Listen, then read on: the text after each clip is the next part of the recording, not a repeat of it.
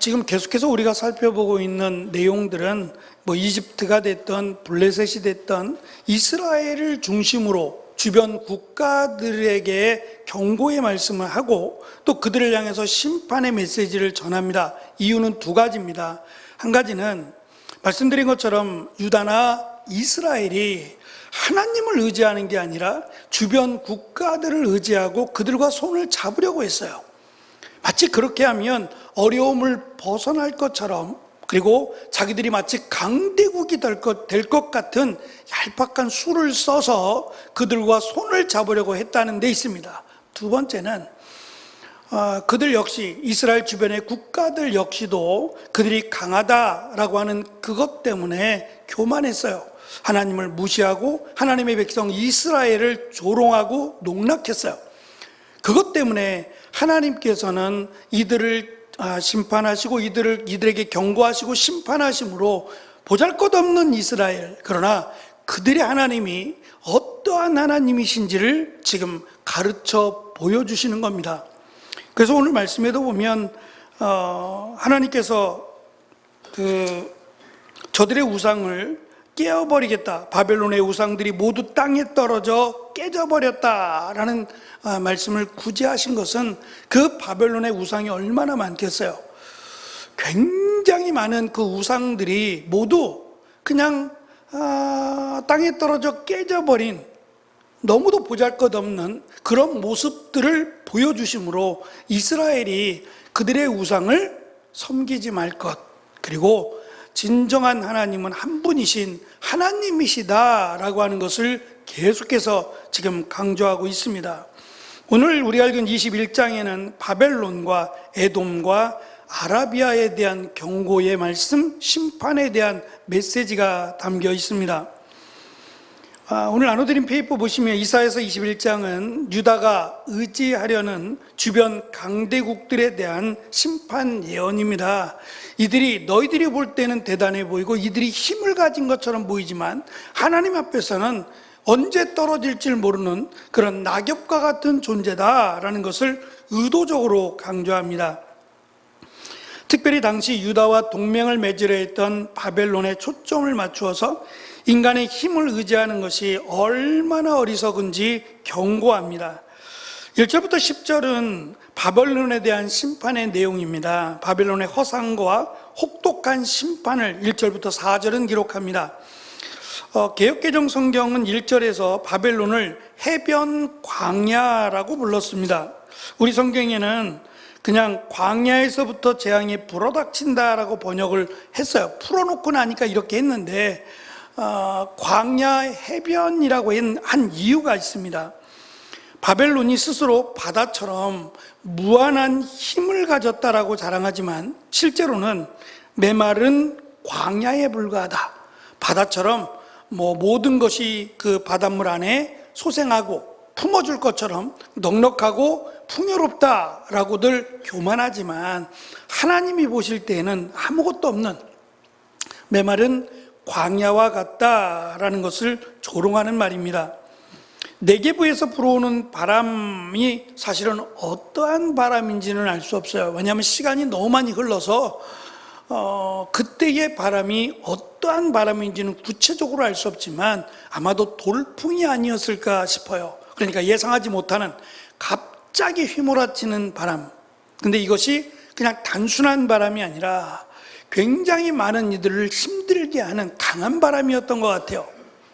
그래서 이 바람을 통해서 수많은 사람들이 피해야 되는데 갑자기 불어오는 바람이라 피할 수는 없고 늘 그 길을 지나갈 때면 두려워하고 조심스러워해서 가급적이면 이렇게 조금만 어떤 증상이 나오면 서둘러 피하고자 하는 그런 굉장히 강력한 돌풍이었던 것 같아요.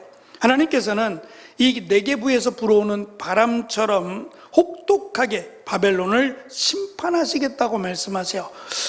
제가 앞에서도 말씀드린 것처럼 이집트가 회개를 하잖아요. 갑자기. 물론 왜 회개했을까라고 하는 점을 조심스럽게 추측해 본다면 그들에게 임한 심판의 재앙들이 단순한 자연재해가 아니었을 가능성이 높다 그랬죠. 마치 애굽에 내렸던 재앙이 칼로 선을 긋듯이 이집트에게는 뭐 이루 말할 수 없는 심각한 재앙이었지만 길 건너 하나 쪽에 있었던 이스라엘 땅에는 전혀 어떻게 그런 일이 있을 수 있겠어요? 한두 번도 아니고 말입니다. 그러니까 이렇듯 이 재앙들을 통해서 이집트도 그리고 이스라엘도 이건 하나님이 하신 거다라는 걸 깨닫게 하시기 위한 심판일 가능성이 높아요. 그래서 그들이 회개했다 그랬습니다. 다 그런 건 아니고 아주 일부가 회개하고 심지어는 히브리 말을 배웠다 그랬어요. 이집트는 사실 지금은 어떨지 모르지만 과거의 이집트는 거의 최첨단을 달리던 과학의 중심이었던 도시였다 그럽니다. 그들의 언어도 마찬가지겠죠. 얼마나 자랑스럽게 여기에 왔겠어요. 히브리어는 이스라엘 백성들만 사용하던 언어입니다. 근데 그 언어를 배우겠다고요? 왜요? 지식에 대한 탐구 때문에 배우려고 했을까요? 이 언어를 통해서 그들의 하나님, 또 하나님이 주신 율법이라고 하는 말씀을 배워보겠다는 거 아니겠어요?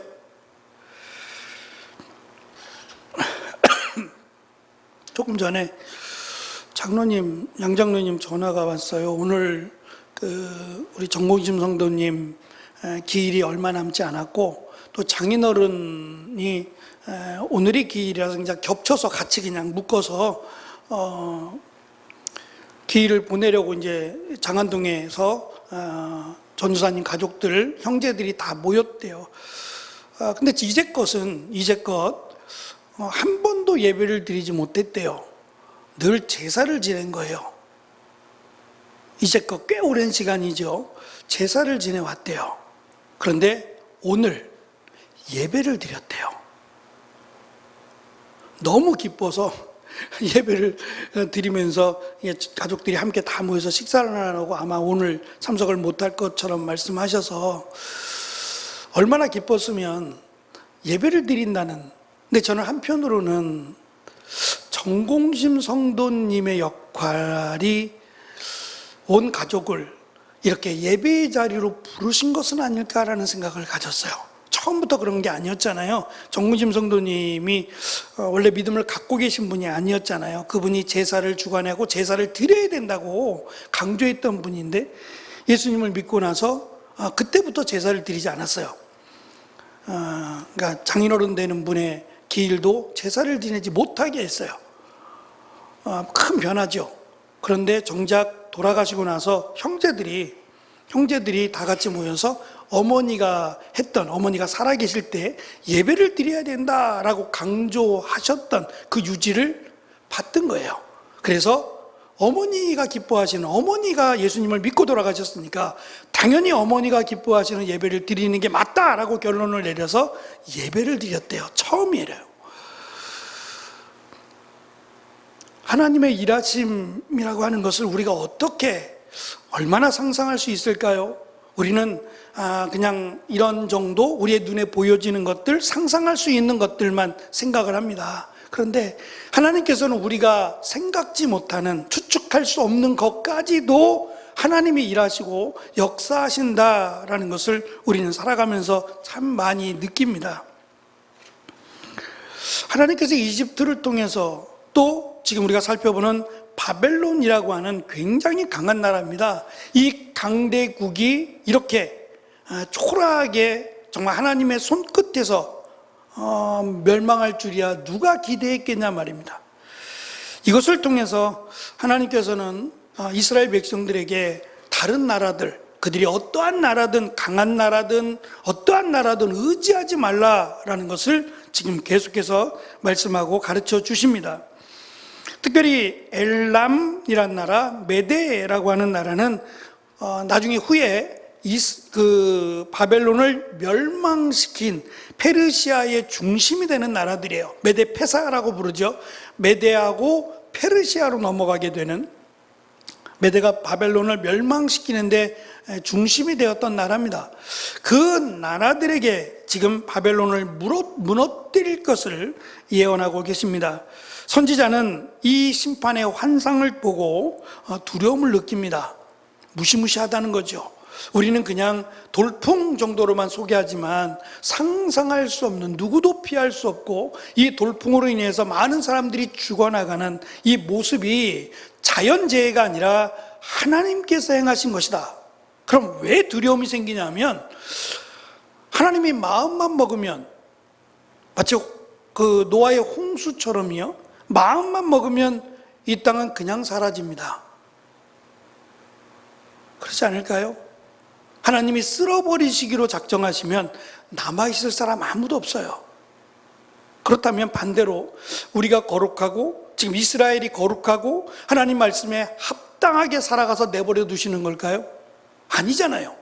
언제 심판해도 전혀 이상하지 않을 만큼 이스라엘은 깨닫지 못하고 죄악의 길을 계속 걷고 있어요. 그럼에도 하나님은 그들에게 계속해서 자비와 긍휼을 베푸시고, 심지어는 주변 국가들을 통해서 이스라엘이 깨닫도록 하신다라고 하는 점을, 그래서 우리는 하나님은 정말 사랑이시다라고 하는 것을 우리가 진정으로 고백할 수 있었으면 좋겠습니다. 5절부터 9절에는 이 바벨론의 벨사살 왕이에요. 벨사살의 잔치, 물론 벨사살이라고 말하지 않습니다. 하지만 마치 이 잔치가 벨사살 왕의 잔치를 연상시켜요. 뭐라고 말하냐면, 잔치를 벌이며 먹고 마시는 일에, 왜냐하면 그만큼 자신이 있다는 거예요. 흥청망청 잔치를 벌이고 누가 감히 우리를 대항하겠느냐라는 것 때문에 먹고 마시고 즐기는 일에 혈안이 돼 있어요. 그런데 이 일에 대해서 갑작스럽게 하나님이 말씀합니다. 일어나라, 방패에 기름을 발라라. 적들이 쳐들어온다는 거죠. 이렇게 하나님은 그들을 향해서 참으시는 것뿐이지 정말 그들이 강해서 어찌할 수 없는 것이 아니다라는 것을 강조합니다. 파수꾼이 바벨론의 멸망 소식을 전하는 장면은 이 예언이 반드시 성취된다라는 것을 강조합니다. 마지막 10절에 가시면 하나님은 이스라엘 백성을 타작마당의 곡식에 비유합니다. 타작마당은 다양한 도구들이 있긴 하지만 타작마당에서 이루어지는 일들은 곡식들을 이렇게 쭉 타작마당에 깔아놓고요, 이 긴 나무에다가 이 가죽 같은 끈, 지금처럼 쇠로 만든 이런 것들이 어려우니까 가죽으로 만든 끈 같은 거, 심지어는 돌 같은 걸 매다르고 이걸 쳐요.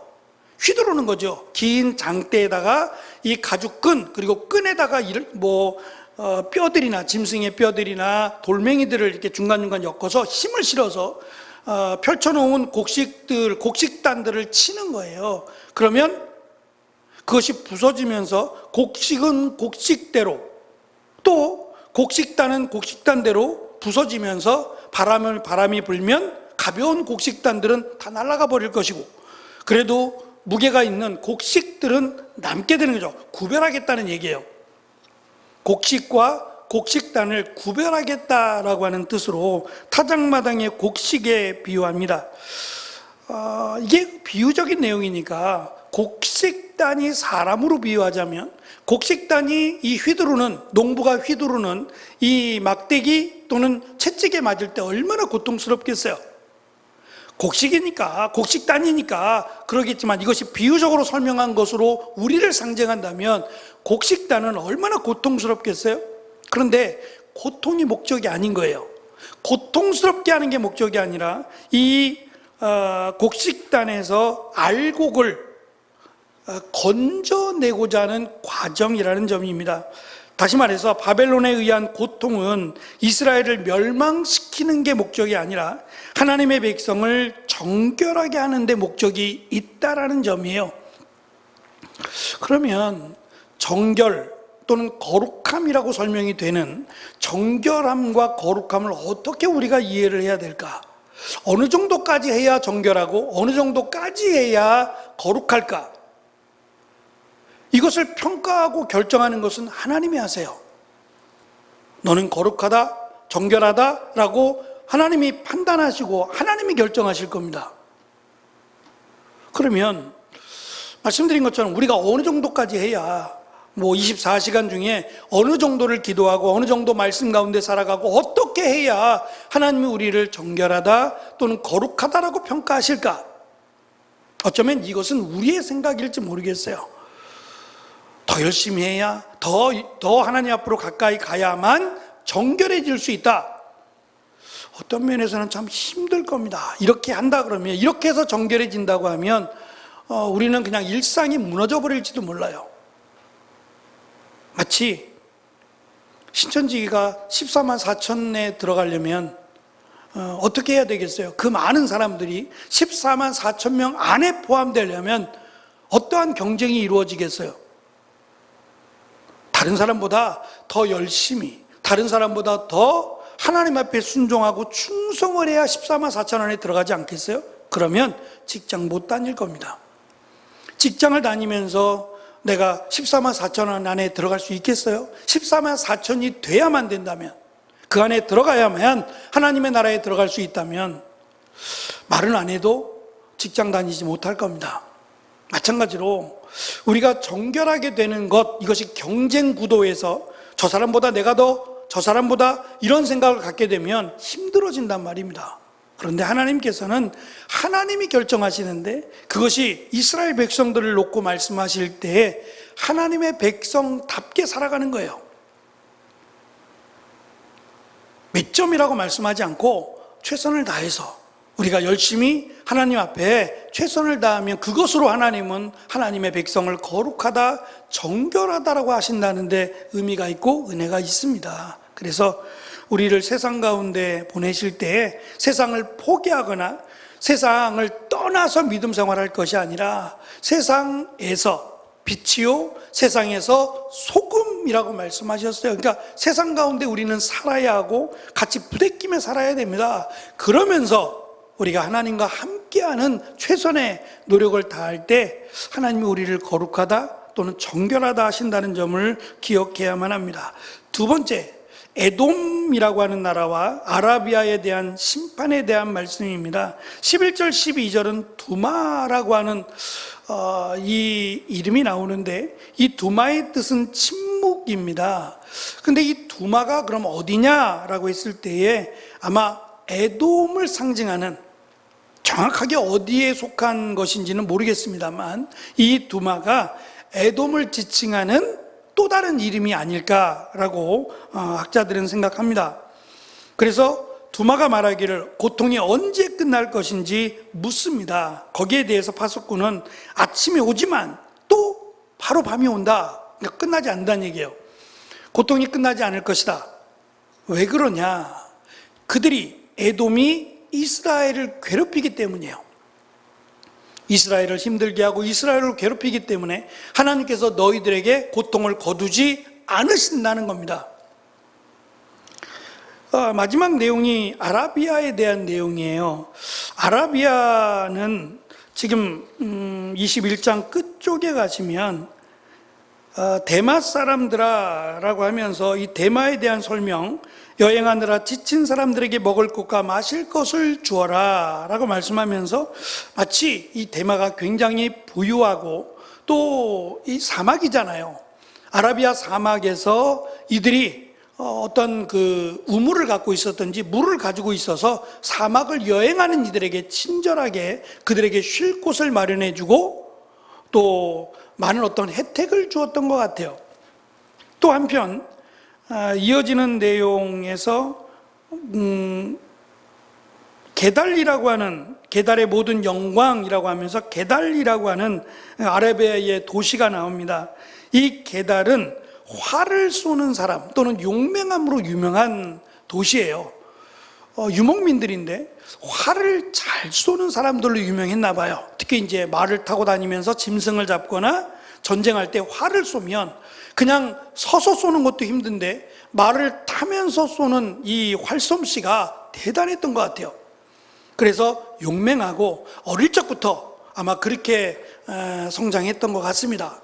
그들의 모습들, 그들이 자랑하는 부유함이나 용맹함도 하나님 앞에서는 아무것도 아니다라고 하는 것을 의도적으로 설명해 줘요. 사실 우리가 이 데마라고 하는 도시나 게달이라고 하는 도시에 대해서 조금 더 자세하게 알 수 있다면 그들의 교만 또는 그들의 자랑거리가 뭔지에 대해서 아마 많이 할 말이 있을 겁니다.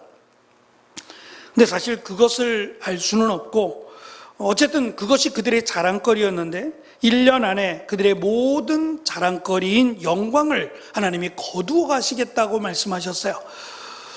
왜 1년이라는 시간을 유예기간으로 두셨을까? 그들에게도 하나님이 기회를 주시는 걸까? 아니면 정확하게 1년 말씀하시고 1년 뒤에 그들이 멸망하는 것을, 그래서 하나님이 약속한 대로 예언한 대로 이루어지니 저들의 멸망은 하나님이 하신 것이다 라는 것을 알게 하기 위함일까? 오늘 우리가 읽은 말씀의 결론은 누구를 의지할 것인가 라고 하는 점입니다. 말씀드린 바벨론이나 에돔이나 아라비아 같은 나라들은 전부 다 동시대에 다 부강한 나라, 강력한 나라들은 아닙니다. 차이도 있을 것이고, 다만 유다나 이스라엘이 인접해 있는 이 나라들을 의지했다는 데 문제가 있어요. 이들에게 도움을 청하고 이들을 의지함으로 이 어려움들을 이겨나가려고 했어요. 단순히 도움을 청하는 것만이 아니라 이들의 신을 섬기기 시작했어요. 그래서 하나님은 저들에게 심판을 선언하시고 저들을 멸망케 하심으로 오직 여호와 하나님만을 의지하라고 하는 것을 가르쳐 주려고 하십니다. 이 예언은 제가 파란색으로 써놨는데요, 이 예언은 단순히 미래를 알려주는 것이 목적이 아니라 하나님 외에 그 어떠한 것도 의지하지 말라는 분명한 메시지를 담고 있습니다. 그래서 우리의 자랑은 하나님 그리고 예수 그리스도가 되어야 될 겁니다. 저는 그것이 신앙을 가진 정말 하나님을 믿는 자의 모습이다 라고 말할 수 있을 거예요. 우리가 잠시 여행을 외국을 가든 여행을 가면 그 잠시의 여행 가운데 굳이 한국 식당을 찾아서 내가 좋아하는 된장찌개나 김치찌개를 먹으려고 하지 않을 거예요. 며칠이 지나면 다시 돌아올 거라는 생각 때문에 그렇습니다. 남아공에 있으면서 짜장면을 먹으려면 짜장면은 한국 음식이에요. 중국 식당에 없습니다. 중국 가게들, 중국 식당들이 있는데 거기서 짜장면을 안 팔아요. 짜장면은 한국 음식입니다. 짜장면을 먹으려면 1시간 반을 가야 돼요. 제가 사는 곳에서 1시간 반 차를 타고 이 수도라고 하는 공항이 있는 조하네스버그라고 하는 곳으로 가야 됩니다. 그리고 짜장면 한 그릇이 거의 2만 원 가까이 해요. 그때 당시에 우리 짜장면이 3,000원이었어요. 그런데 2만 원 가까이, 만 원이 훌쩍 넘는 2만 원 가까이를 주고 짜장면을 먹어야 돼요. 그러면 굳이 여기서 있을 때는 그 흔한 거 그냥 3,000원 주고 그냥 간단하게 끼니를 때울 수 있는 음식 정도로 생각하는 그것이 거기에게서는 요리예요. 그렇다고 맛이 여기보다 좋다 그런 건 아닙니다. 한국보다 못한 것 같은 느낌이 들었어요. 그런데 그 짜장면을 대접하는 것은 큰 마음을 쓴 거예요. 짜장면 한 그릇에 2만 원 가까이 한다고 생각해 보세요. 우리가 여기서 먹기에 스테이크, 제대로 된 스테이크를 먹으면 비싸잖아요. 근데 거기서는 스테이크가 10,000원이 안 해요. 10,000원도 안 되는데 그 짜장면이 2만 원 한다고 생각해 보세요. 이걸 굳이 뭐하러 먹어? 그냥 스테이크를 먹고 말지? 라고 할지 모르지만 거기서 살아가면서 그리워요.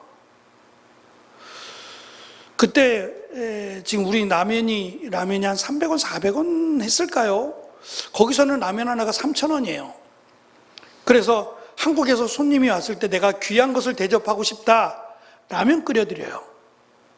그러면 라면을 드시는 분들은 뭐라고 생각할까요? 애게 고작 라면이야? 라고 할지 모르겠어요.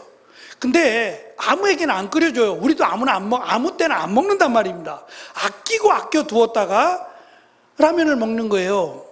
하물며 귀한 손님이 오셨다고 라면을 대접하는 건데, 반대로 생각해 보면 여기까지 왔는데 라면을 끓여준다고? 오히려 나를 무시하는 거 아니야? 라고 생각할 수 있다는 거죠.